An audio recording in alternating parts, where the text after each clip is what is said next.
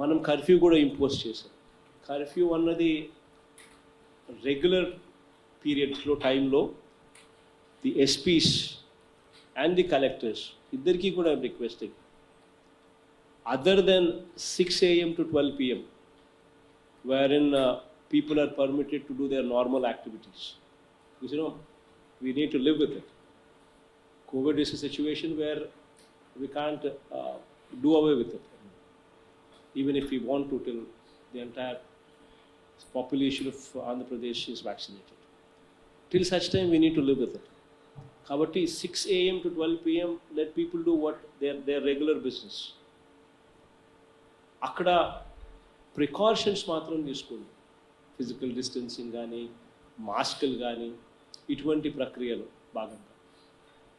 కానీ ఒక్కసారి 12 దాటితే కర్ఫ్యూ అనేది పూర్తిగా జరగాలి. ఎక్కడా కూడా రోడ్ల మీద మనుషులు కనపడకూడదు. ఇది చాలా జాగ్రత్తగా చూసుకోండి. ఇది very very important. Only exemptions ఏదైతే మీరు ఇచ్చినారో, ఈ వ్యవసాయ పనులకు సంబంధించిన కొన్ని ఎగ్జామ్షన్స్, ఈ ట్రాన్స్పోర్ట్ వెహికల్స్ ఏదైతే ఉన్నాయో వాటికి సంబంధించిన ఎగ్జామ్షన్స్, ఇటువంటి ఎగ్జామ్షన్స్ కేటగిరీలో ఫ్యాక్టరీస్లో పనిచేసే వాళ్ళకు సంబంధించిన ఎగ్జామ్షన్స్ ఏదైతే మీరు ఇచ్చినారో, ఇటువంటి ఎగ్జామ్షన్స్ ఎక్కడైతే ఉన్నాయో అక్కడ పర్వాలి, అక్కడ ఆ ఎగ్జామ్షన్స్తో నడిపించాలి. ఎందుకనంటే వ్యవస్థ నడవాలి. బట్ అటువంటి ఎగ్జామ్షన్స్ లేని పరిస్థితుల్లో, లేని చోట 100% కర్ఫ్యూ అనేది ఖచ్చితంగా పాటించాలి. Please make sure that this is properly done. ఖచ్చితంగా జరగాలి. ఎక్కడ ఏ పొరపాటు చేసినా కూడా we don't know where it's going to head. కాబట్టి జాగ్రత్తగా చూసుకోమని అడుగుతాను. సిమిలర్లీ ఈ వ్యాక్సినేషన్కి సంబంధించిన ఈ దుష్ప్రచారాన్ని కూడా ప్రతి సందర్భంలోనూ తిప్పికొట్టాల్సిన అవసరం ఉంది. ఎందుకనంటే ఈ దుష్ప్రచారం ఎక్కువయ్యి కావాలని రాజకీయ లబ్ధి కోసం కావాలని దుష్ప్రచారం చేసే ప్రక్రియలో ప్రజలను రెచ్చగొట్టి వాళ్ళ భావోద్వేగాలతో ఆడుకుంటూ overcrowding of vaccination centres తీసుకొని చేయడం వల్ల అసలు they would become places where covid would spread. So అలాంటి పరిస్థితి రాకుండా చూసుకోండి. Tell everybody vaccination will be done free of cost. We are committed to doing it. But vaccination కొరత ఉంది కాబట్టి వ్యాక్సినేషన్ అన్నది కేంద్ర ప్రభుత్వం కోటా ప్రకారం మనకు కేటాయిస్తూ ఉంది. ఆ కోటా ప్రకారం మాత్రమే మనము వ్యాక్సినేషన్ వేయగలుగుతాం.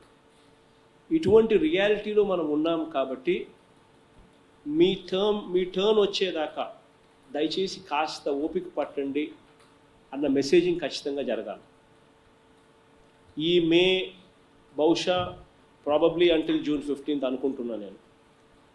మనకు ఇంకా ఫస్ట్ డోసు వేసుకున్న వాళ్ళు 45 సంవత్సరాల పైచిలుకు ఉన్న వాళ్ళు, పెద్దవాళ్ళు ఎవరైతే ఉన్నారో 60 ఏళ్ళు ఇటువంటి వాళ్ళు పెద్దవాళ్ళు ఎవరైతే ఉన్నారో వాళ్ళందరికీ సెకండ్ డోస్ ఇంకా డ్యూ ఉంది. వాళ్ళందరికీ సెకండ్ డోస్ ఇవ్వకపోతే ఫస్ట్ డోస్ వేసింది వేస్ట్ అవుతుంది. సో ఇటువంటి సెకండ్ డోస్ డ్యూ ఉన్న వాళ్ళు ఇంకా 33,45,225 మంది ఉన్నారు. సో ఇటువంటి వాళ్ళకు second dose they are due. So మనకు వ్యాక్సిన్స్ చూస్తే ఇప్పుడు నెలకు యావరేజ్గా 20 లక్షలు వస్తూ ఉన్నాయి. సో ఇలాంటి పరిస్థితుల్లో ఫస్ట్ డోసు వేసుకున్న పెద్దవాళ్లకు 45 అండ్ అబవ్ ఎవరైతే ఉన్నారో, 60 years అండ్ అబవ్ ఎవరైతే వాళ్ళు ఉన్నారో వాళ్ళకు ఫస్ట్ ప్రయారిటీ ఇవ్వాలి. సో వ్యాక్సినేషన్ సెకండ్ డోస్ అనేది మోస్ట్ ఇంపార్టెంట్ థింగ్. సో ఈ 33,45,225 అయిపోయేదాకా ఫస్ట్ వాళ్ళని అయిపోయేయాలి. అవి అయిపోయిన తర్వాత 45 అండ్ అబవ్ మళ్ళీ ఫస్ట్ డోస్కి వస్తాం మిగిలిన వాళ్ళకు కూడా. అట్లా first we will complete the entire 45 years and above. దాని తర్వాత వీ విల్ కమ్ టు 45 కిందికి వస్తాం. అట్లా మనకు కోటా ప్రకారం ఎన్నైతే మనకు వస్తాయో మనం వ్యాక్సినేషన్ క్వాంటిటీ మనకు ఇంప్రూవ్ అయ్యే కొద్దీ, ఇన్ఫ్యాక్ట్ మనం కూడా చాలా ఎఫర్ట్ పెడతా ఉన్నాం వ్యాక్సినేషన్స్ పెంచుకునే దానికోసం, తెచ్చుకునే దానికోసం. బట్ ఇవన్నీ కూడా దే విల్ టేక్ టైం. అవి జరిగేదాకా మనకు we need to stagger the vaccination process. And అది క్లియర్ కట్గా ఎక్స్ప్లెయిన్ చేయగలగాలి. ఎటువంటి మిస్ఇన్ఫర్మేషన్ లేకుండా government is doing everything what it can do and in the best possible way to bring about to bring about efficiency to the best possible limits. అనేది clear కట్గా messaging చేస్తూ we would have to educate people and we would have to keep them ready. We'll have to make them ready, make them alert also on this miss campaigning going on. So ఇవన్నీ కూడా ఖచ్చితంగా జాగ్రత్తలు తీసుకోమని చెప్పి అందరి కలెక్టర్లకు కూడా requesting them. వ్యాక్సిన్ల పరిస్థితి ఏమిటి అని చెప్పి ఆంధ్ర రాష్ట్రంలో ఉన్న ప్రతి ఒక్కరికి కూడా తెలుసు, దేశంలో ఉన్న ప్రతి ఒక్కరికి కూడా తెలుసు. దేశంలో vaccines capacity to manufacture companies దగ్గర ఎంత కెపాసిటీ టు మ్యానుఫ్యాక్చర్ ఉంది అని అంటే కేవలం 7 కోట్లు మాత్రమే పర్ మంత్ మ్యానుఫ్యాక్చర్ చేసే కెపాసిటీ మన దేశంలో ఉంది అనే సంగతి అందరికీ తెలుసు. ప్రతిపక్ష నాయకులకు తెలుసు. ప్రతిపక్షాన్ని అధికారంలో లేదు అని చెప్పి జీర్ణించుకోలేక వాళ్ళని ఎట్టి పరిస్థితుల్లోనూ అధికారంలోకి తేవాలి అని తాపత్రయపడే ఎల్లో మీడియాకు తెలుసు. దేశంలో ఉన్న కెపాసిటీయే 7 కోట్లని. అందులో 6 కోట్లు కోవిషీల్డ్ సీరం ఇన్స్టిట్యూట్ మ్యానుఫ్యాక్చర్ చేస్తూ ఉంటే 1 కోటి భారత్ బయోటెక్ సంస్థ మ్యానుఫ్యాక్చర్ చేస్తుంది 1 కోటి వ్యాక్సిన్స్. ఇంకా ఆశ్చర్యం ఏంటంటే ఈ భారత్ బయోటెక్ అన్నది ఎవరిది అని అంటే సాక్షాత్తు ఈ చంద్రబాబు నాయుడు గారి బంధువులు, సాక్షాత్తు రామోజీరావు గారి కొడుకు వియంకుడిది. సో అక్కడ ఏం జరుగుతూ ఉంది అన్న సంగతి అందరికీ తెలుసు. దేశం మొత్తం 7 కోట్ల వ్యాక్సిన్స్ మాత్రమే మ్యానుఫ్యాక్చర్ చేసే పరిస్థితి ఉంటే దేశానికి మొత్తం ఇంతవరకు ఇచ్చింది ఎంత అని చెప్పి చూస్తే కేవలం 17 కోట్ల డోసులు మాత్రమే దేశం మొత్తానికి ఇచ్చినారు. దేశం మొత్తానికి అవసరం ఎంత అని చెప్పి చూస్తే 45 సంవత్సరాల పైచులకు ఉన్న వాళ్ళు పైన ఉన్న వాళ్ళు 26 కోట్ల మంది జనాభా వాళ్ళ లెక్కల ప్రకారం. అంటే ఇంటూ 2 డోసులు అంటే 52 కోట్లు. అంతకన్నా తక్కువ 45 సంవత్సరాల నుంచి 18 సంవత్సరాల్లో ఉన్న వాళ్ళు ఎంతమంది అని అంటే 60 కోట్ల మంది జనాభా ఉన్నారు. అంటే ఇంటూ 2 డోసులు అంటే 120 కోట్లు. అంటే 120 కోట్లు ప్లస్ 52 కోట్లు అంటే 172 కోట్ల డోసులు దేశానికి అవసరమైతే ఇంతవరకు కేవలం 17 కోట్ల డోసులు మాత్రమే భారతదేశం అడ్మినిస్టర్ చేయగలిగింది. అంటే నాట్ ఈవెన్ 10%, లెస్ దెన్ 10% మాత్రమే అడ్మినిస్టర్ చేసిన పరిస్థితి ఈరోజు దేశంలో కనపడతా ఉంది. ఇక మన రాష్ట్రం గురించి పరిస్థితి వస్తే 45 సంవత్సరాల పైచిలుకున ఉన్న వాళ్ళు ఎంతమంది అని చూస్తే including front line workers, health వర్కర్స్తో కలుపుకుంటే 1.48 crores జనాభా. అంటే ఇంటూ 2 డోసెస్ అంటే దాదాపుగా 3 కోట్ల డోసులు. అదే రకంగా 45 సంవత్సరాల దిగువన 18 సంవత్సరాల నుంచి 45 సంవత్సరాల వయసులో ఉన్న వాళ్ళు ఎంతమంది అని చెప్పి చూస్తే దేర్ ఆర్ another 2 కోట్ల మంది జనాభా ఆంధ్ర రాష్ట్రంలో. అంటే ఇంటూ 2 డోసెస్ అంటే మరో 4 కోట్లు. అంటే ఆంధ్ర రాష్ట్రానికి దాదాపుగా 7 కోట్ల డోసులు అవసరం ఉంటే 18 సంవత్సరాల నుంచి పైచిలుకు ఉన్న వాళ్ళు ఎంతమంది ఉన్నారు అని చెప్పి లెక్కేస్తే 1.48 crores ప్లస్ 2 crores ఈ 3.5 crores దాదాపుగా ఇంటూ 2 డోసెస్ అంటే దాదాపుగా 7 కోట్ల డోసులు ఆంధ్ర రాష్ట్రానికి అవసరం ఉంటే ఇంతవరకు కేవలం 73 లక్షల డోసులు మాత్రమే కేంద్రం నుంచి మనకు అందాయి. ఈరోజు ఈ పరిస్థితి ఇది ఉంది అని అందరికీ తెలుసు. వ్యాక్సిన్ కంపెనీలు కూడా మనం డబ్బులు ఇస్తామని చెప్పి మనం చెప్పినా కూడా వాళ్ళు తీసుకోవడం లేదు. మాకు సప్లై చేయండి అని చెప్తే కూడా వాళ్ళు చేయడం లేదు. ఎందుకంటే అన్నీ కూడా కేంద్ర ప్రభుత్వ నియంత్రణలో నడుస్తూ ఉన్నాయి. ఇన్ఫ్యాక్ట్ కేంద్రము సుప్రీంకోర్టుకు అఫిడవిట్ కూడా దాఖలు చేసింది నిన్న. ఆ దాఖలు చేసిన అఫిడవిట్లో వాళ్ళు క్లియర్గా రాశారు, మేము రాష్ట్రాలు ఎంత అడిగితే ఎంత కొనుగోలు చేయాలనుకుంటే అంత ఇచ్చే పరిస్థితి లేదు, వ్యాక్సిన్ కంపెనీలు మా నియంత్రణలోనే సాగాలి వ్యాక్సిన్ కంపెనీలు మేము ఎంత కోటా కేటాయింపు చేస్తే అంత కోటా మాత్రమే ఆయా రాష్ట్రాలకు ఇవ్వాలి, అంతకన్నా ఎక్కువ ఇవ్వకూడదు. డబ్బులు ఇస్తే రాష్ట్రం, డబ్బులు ఇచ్చే రాష్ట్రం ఏదైనా కానీ డబ్బులు ఇవ్వని రాష్ట్రం అయినా కూడా రెండు ఒకే మాదిరిగానే ఉండాలి. జనాభా ప్రాతిపదికన మేము అలాట్ చేస్తాము కోటాను, ఆ కోటా ప్రకారమే వ్యాక్సినేషన్ కంపెనీలు వ్యాక్సిన్ సప్లై చేయాలి అని చెప్పి ఏకంగా కేంద్ర ప్రభుత్వం సుప్రీంకోర్టు అఫిడవిట్ కూడా వేసింది. ఇలాంటి పరిస్థితి ఉంది అని తెలిసి కూడా ఈరోజు కూడా నాకు బాధ అనిపిస్తుంది.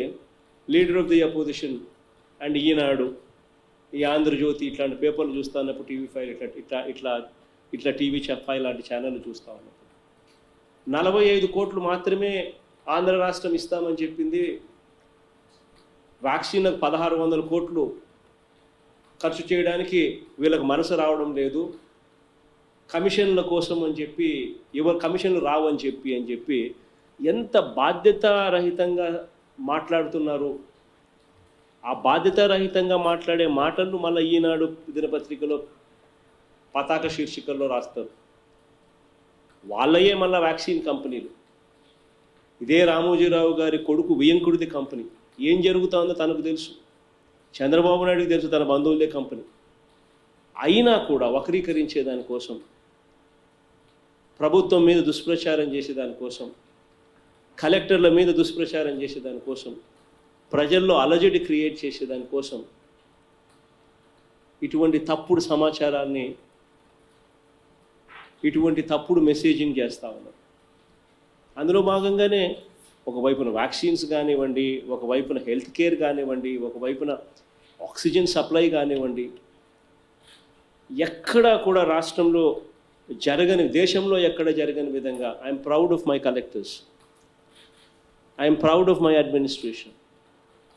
గొప్పగా కూడా చెప్తాను, because we don't have tier 1 cities. Tier 1 cities like Hyderabad, like Bengaluru, like Chennai, ఇవి మనకు లేవు. లేనప్పటికీ కూడా మన దగ్గర మార్టాలిటీ రేట్లు, మన దగ్గర చనిపోయే వారి సంఖ్య పాజిటివిటీతో కంపేర్ చేస్తే చనిపోయే వారి సంఖ్య one of the least in the country. బహుశా కేరళ మనకన్నా కొద్దిగా తక్కువ ఉందేమో, మిగిలిన రాష్ట్రాలు అన్నిటికన్నా కూడా మనం చాలా బెటర్గా ఉన్నాం. కారణం, I'm proud to say that entire administration, entire officers, కలెక్టర్ల స్థాయి నుంచి గ్రామ వాలంటీర్, ఆశా వర్కర్ స్థాయి దాకా కూడా ఎంతో కమిటెడ్గా పనిచేస్తూ ఉన్నారు కాబట్టి, ఎంతో చిత్తశుద్ధితో పనిచేస్తూ ఉన్నారు కాబట్టి ఈ రిజల్ట్స్ వస్తూ ఉన్నాయి. I'm proud of you people. But yes, కొన్ని ఘటనలు జరుగుతూ ఉన్నాయి. We're living in an environment which is politically charged. జీర్ణించుకోలేని పరిస్థితిలో కొంతమంది రాజకీయ నాయకులు, కొంతమంది ఎల్లో మీడియా సంస్థ యాజమాన్యాలు ఉన్నాయి కాబట్టి వీళ్ళందరితోనూ కూడా మనం డీల్ చేయాల్సిన పరిస్థితి తప్పదు. సో ఇంకా అలర్ట్గా ఉందాం, ఇంకా జాగ్రత్తలు తీసుకుందాం, ఇంకా మానవత్వం ప్రదర్శిస్తాం, ఇంకా హ్యూమెన్గా తయారవుదాం. నిన్న చనిపోయిన ఘటనలో 11 మందో ఎంతమంది అయితే చనిపోయారో వాళ్ళందరికీ కూడా పూర్తిగా మన తప్పు కాకపోయినప్పటికీ, పక్క రాష్ట్రం నుంచి రావాల్సిన ఆక్సిజన్ సప్లై సరైన సమయంలో రాలేదు కాబట్టి జరిగినప్పటికీ, అయినా కూడా లెట్ us టేక్ ఓనర్షిప్. ఆ చనిపోయిన ప్రతి కుటుంబానికి కూడా I'm instructing the Chittoor collector to make sure that 10 లక్షల రూపాయలు ఎక్స్గ్రేషియా కూడా ఖచ్చితంగా ఆ ప్రతి కుటుంబం దగ్గరికి వెళ్ళి కలెక్టర్ను దయచేసి ఇవ్వమని చెప్పి అడుగుతా ఉన్నాను. Make sure that the collector and the joint collector, one of them definitely go there, give them a humane touch, associate yourself with the family, give them the confidence. ఇచ్చి వాళ్ళకు కనీసం 10 లక్షల రూపాయలు ఎక్స్గ్రేషియా కూడా ఖచ్చితంగా ఇవ్వండి. ఇచ్చి లెట్స్ ఓన్, ఎస్, తప్పు ఎవరి దానిలో జరిగినా కూడా తప్పు జరిగింది. ఆ తప్పులు కూడా ఇంకా జరగకోకుండా ఫ్యూచర్లో ఇంకా ఎలా చేయగలుగుతాం, ఇంకా ఎలా మెరుగ్గా చేయగలుగుతాం అన్న అంశాల మీద let's focus. Accepting a mistake అనేది మన గవర్నమెంట్లో ఎప్పుడూ కూడా చిన్న చూపు కాదు. Our government is always stood for transparency. మన గవర్నమెంట్లో వీ హ్యావ్ దేశం మొత్తము ఎలా ఒక మాదిరిగా ఉన్న మన రాష్ట్రంలో మాత్రం ట్రాన్స్పరెన్సీకి అత్యంత పెద్ద పీట వేశారు.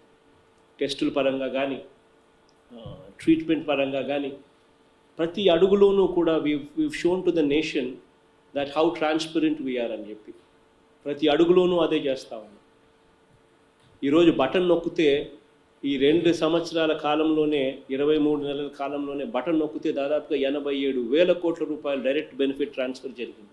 ఒక బటన్ నొక్కుతానే ఇక్కడ నుంచి ఎటువంటి కరప్షన్కు తావు లేకుండా, ఎటువంటి డిస్క్రిషన్కు తావు లేకుండా, ఎటువంటి వివక్షకు తావు లేకుండా బటన్ నొక్కుతానే 87,000 కోట్ల రూపాయలు పేదలకు, అర్హులకు ట్రాన్స్ఫర్ చేశారు. మరి అటువంటి బటన్ నొక్కితేనే ట్రాన్స్ఫర్ 87,000 కోట్లు చేసిన ఈ ప్రభుత్వం కేవలం 1,600 కోట్ల రూపాయలు వ్యాక్సినేషన్ కోసం ఖర్చు చేయడానికి నిజంగా వెనకాడుతుందా? ఇటువంటి దారుణమైన వ్యవస్థలో మనం ఉన్నప్పటికీ కూడా we'll have to fight. Let's become more human in doing so అని చెప్పి ప్రతి కలెక్టర్కు కూడా ఈ సందర్భంగా కూడా నేను చెప్తా ఉన్నా. Of course we're doing good job, great job అని ఒకవైపున కలెక్టర్లకు, జాయింట్ కలెక్టర్లకు, ఆశా వర్కర్ల దగ్గర నుంచి, డాక్టర్ల దగ్గర నుంచి, వాలంటీర్ల దగ్గర వరకు కూడా అందరినీ కూడా కంగ్రాచులేట్ ఒకవైపున చేస్తూనే, మీరు చేస్తూ ఉన్న కృషి చాలా గొప్పది అని చెప్పి కంగ్రాచులేట్ ఒకవైపున చేస్తూనే, మరోవైపున I'm asking all of you, I'm requesting all of you to become more and more humane in addressing the needs of the people.